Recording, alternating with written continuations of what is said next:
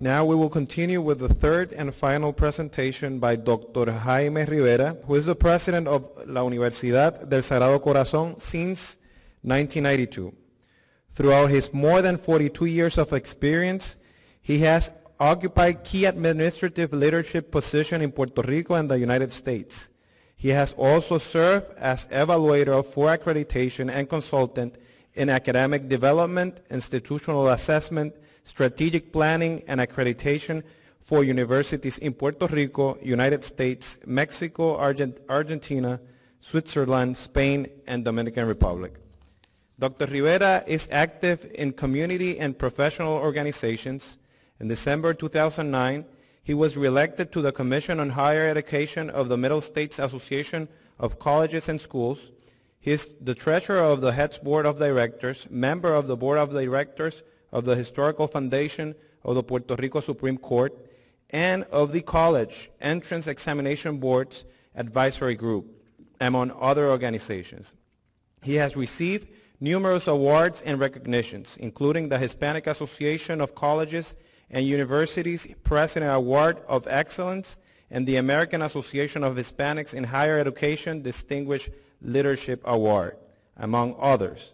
Dr. Rivera is a member of professional associations in the field of economics and higher education, member of the Puerto Rico Academy of the Spanish Language, and a correspondent member of the Real Academia de la Lengua Española.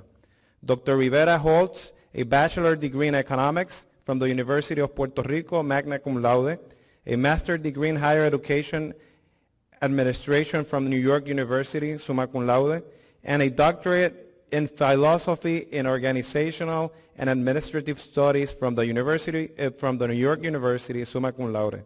Dr. Rivera's presentation will provide an overview about assessment in higher education and distance learning. Please help me welcome Dr. José Jaime Rivera. Thank you, and welcome to a very fascinating topic for faculty members, student learning outcomes assessment. Basically, I want to start by distinguishing between the two concepts that we have here. I have been talking about this to my faculty at Sagrado Corazón for the whole week, so this is like a repeat. And again, the whole issue of distance learning is something that is very valuable and very important. I don't have the experience that my colleagues have had because as a private, selective, liberal arts institution, we don't offer degrees on the web.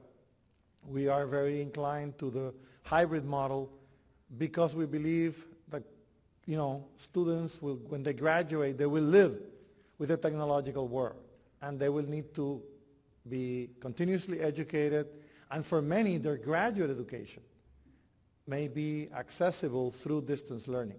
But as a primarily focused undergraduate institution, we really believe in the classroom engagement, although definitely enriched dramatically by all the technology of distance education.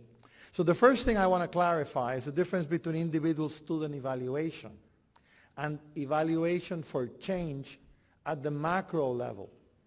When we talk about assessment of student learning, from my hat as a member of the commission or any accrediting body from any of your institutions, we are not, repeat, we are not talking about everyday faculty members who evaluate or assess their student learning for a grade every year. Since Bologna to the present, we've been doing that. We are not concerned, we're not at issue with this topic.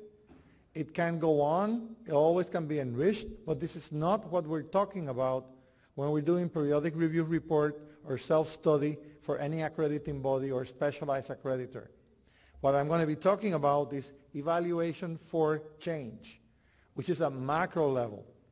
So that evaluation we're talking about of student learning is really for the purposes of, first, hopefully the first one should be to be transparent and to know how well we're doing what we say we do in those very eloquent words we put in our catalogs. We have these beautiful statements of mission, fabulous statements of goals and objectives, beautiful profiles of our graduates, which then, having approved them, they go to catalogs and dead files. But the purpose of student learning assessment is really to see ourselves if we're meeting up our own words. And obviously we have to demonstrate that to the accreditors. So again, we're going to be talking about assessment of student learning for the purposes of improvement at the macro level. It's not that I, in my course, make changes based on the grades that I had last semester, and I realized that in one of my topics on microeconomic theory, the students did poorly, so this semester I add a couple of lectures, I improved my course, but he didn't, or my other colleague didn't. I did that myself. That has nothing to do with assessment of student learning for the purposes of institutional improvement. That's just private practice, you know? So when we talk about the assessment of student learning as a model for institutional improvement, we're talking about something that is very specific, very focused, and hopefully the accrediting agencies are hoping that people will understand that that process has nothing to do with evaluating a faculty member. It cannot be used for evaluating a faculty member, because when you do assessment of student learning in a capstone, as we were talking before with some of our colleagues in the heads meeting, I cannot tell that professor that it's because of him or her that the students are achieving at this level rather than at this level. Because the last 3.5 years that passed before have nothing to do with that professor's course. So no one in the sane mind can use student learning assessment for purposes of knowing how we are doing as an institution in our commitment to a concept and a philosophy and a mission. No one can tell a professor that it's because of his success or lack of that we achieve this result. Now, collectively, indeed, we are responsible, because the development of curricula, the setting up of standards, admission criteria are generally decided at the academic senate. So it's the faculty. Generally, academic senate have majority of elected members. So it's the faculty that decided what sequence, what content, what focus, what methods, who to admit. So it's a collective responsibility. When we do student learning assessment, we're looking at a collective responsibility, and it has to be addressed collectively. So that's why I say it's not anything having to do with a professor who makes improvements in his or her course. So that whole model starts from something very basic, which is step number 1, the mission, goals, and objectives of the institution, the institutional commitments. A religious-based institution has certain commitments that are God-given. A private for-profit institution has other God-given mandates. So those are fundamental to defining the nature of your institution, and thus the profile of your graduates and your expectations as an institution, as an educational institution. It is from that mission, goals, and objectives that we will define who we want to hire as faculty, what students do we want to bring in, what processes are we going to put them through in terms of curricular, co-curricular, extracurricular, residential, commuter, all of those variables. If you're in a city, if you're in a town away from major cities, all of those characters will define the nature of the educational experience for the student. And all of those have to be placed in perspective when you're going to do assessment of student learning. That's why I say none of those variables can be blamed on me. I mean, I didn't define the mission of Sacred Heart, and I've been there 20 years. So, I mean, those are, certain things are given at a given time, at a given moment, for a given professor, or a given structure of curriculum. All of those variables are given. That's why it cannot be used to identify any culprit, if we want to find that out. So having done that, then we define what is the branding, what is the nature of the profile of the graduate we want to educate. And that sets up qualities like, critical thinking, language skills, analytical skills, particular expertise in a way of doing things, of a way of learning. That's a general ed component. Then we have a curricular, cluster. Generally, for example, a school of business will have a certain common core. A faculty in social sciences will have a certain common core. And then comes the major. Well, out of those three, you have to have objectives, critical objectives. Not every detail. It's not lining up all the objectives of the sum total of all the courses that you take. Those will be close to 1,000. No one, who cares about that? That's not what we look for when we do assessment of student learning for improvement purposes at the macro level. What we do is look at the profile of the graduates, and generally that has maybe 25, 30 components, and then we define out of those, where do we place those? How do we achieve those characteristics? So there comes the map, the curricular map, and those are words that are so foreign to most faculty because we were hired as specialists. When I was interviewed in 1968 at Catholic University in Bayamón campus, Father Vicente never asked me, do you know how to teach? He wasn't an economist with a degree. And he gave me the job. Don't call me, I'll call you. This is your classroom, this is your curriculum, this is your course outline, this is the textbook. Bye. Have fun. Go do your thing. But what is my thing? That's where the problem is. So when we talk about assessment, we've defined that profile, and then we are supposed to collectively, that's what designing curriculum means, we have to set up what is the sequence. How am I going to develop the characteristics of analytical skills? Is that going to come up out of the 3-credit humanities course? Anybody thinks that's feasible? Obviously not. So we have to sit down and say, okay, what courses, where are we going to put the force in defining where do we develop the intellectual skills or the language skills or the ethical values or the accounting domain, over the whole cycle or whatever. Then that's how we're supposed to be designing a curriculum.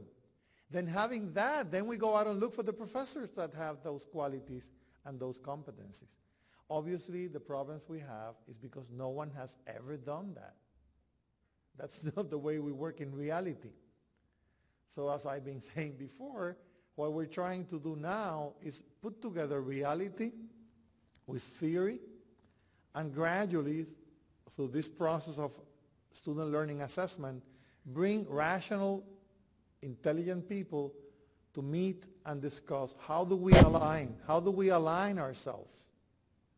What we have, what we are, what we have done through decades into this new mindset of rationality, logic, and sequencing.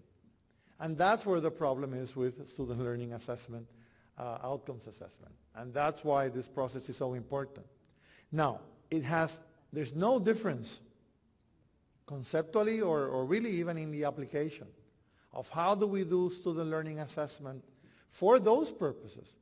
Whether you're doing distance learning or hybrid or physical classroom has nothing to do, because what you want to achieve, you've defined in the profile. And it doesn't matter how you're going to do it.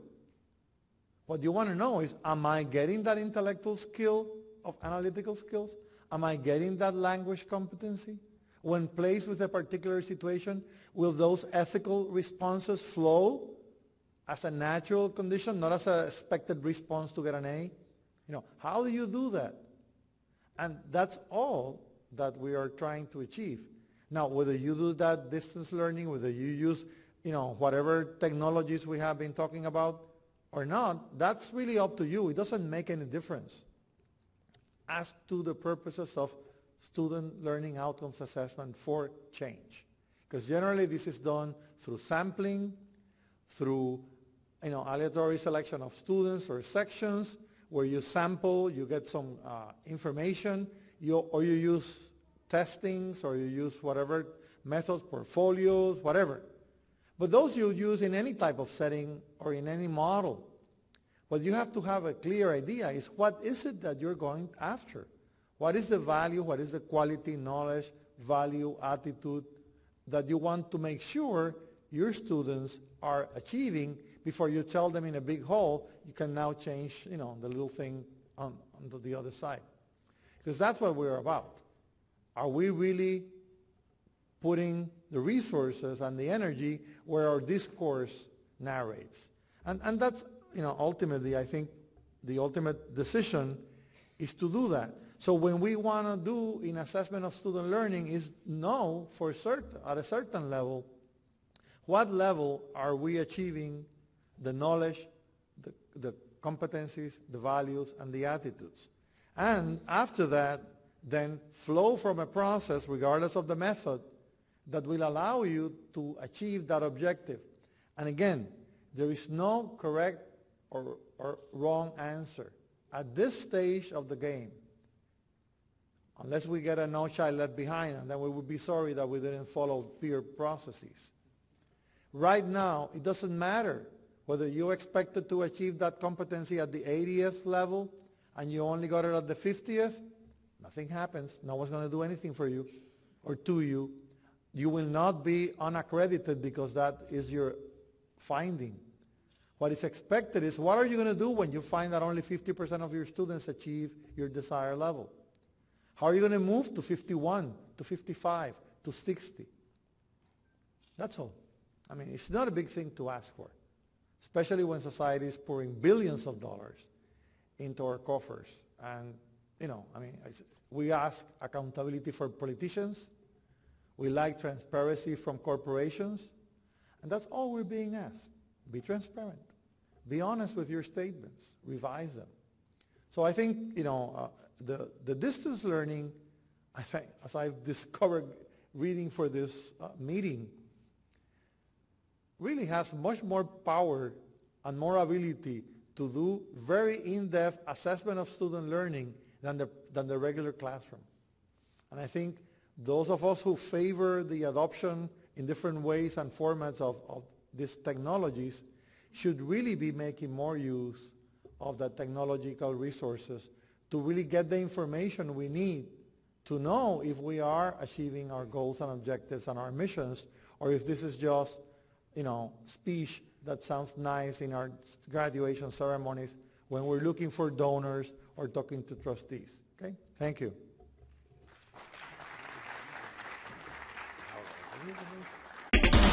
We understand the factors that promote college success, the impact of approaches that truly facilitate success and quality, the secret to a solid teaching process for the Hispanic learner, and the key role of technology to make this happen. Hence, an opportunity to propose, find, and integrate innovative technology solutions to education. We go beyond higher education. We strive for a higher vision. Visit us at www.hets.org. HETS Consortium.